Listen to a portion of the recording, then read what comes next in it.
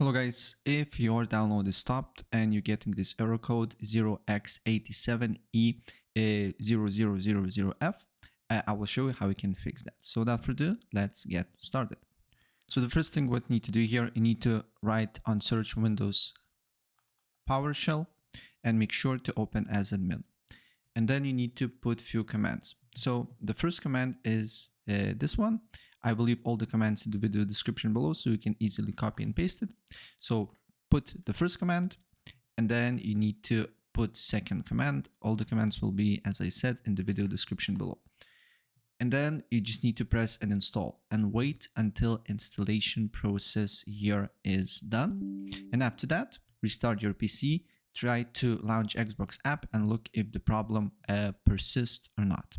If the problem persists, then you just need to look for search Xbox app, and then right click and go to app settings. Scroll down until you see a reset, press repair and press reset and look if the problem persists after that. Then what you need to do here is to go on search and write view network connections.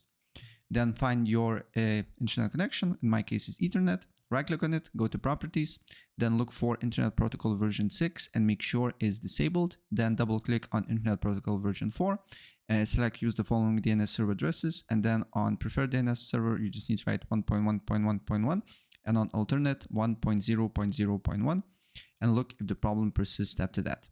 Then open up CMD, command prompt, as admin of course, and then you need to put few commands as well. So this one is ipconfig space /flush DNS. Another command is /winsock reset. After that, go to settings. On settings, go to network and internet, advanced network settings, network reset, and reset your network.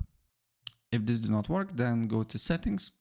Then go to you should see a time and language, time, date and time, and then basically turn off these two options here and set up your right time zone and look if the problem persists after that or not.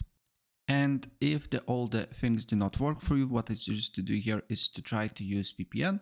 I use private VPN. I believe it costs $50 a month, but what I like about it, I can set up latency low to high, and then just need to connect your VPN and look if the problem persists after that. So if you want to have my VPN, I will leave the video description link. You can get it for a few dollars, I believe, a month, but I believe there is a bunch of different free ways how you can also get the VPN. So that's pretty much it. And if I help you out, please press like and subscribe for more. Take care.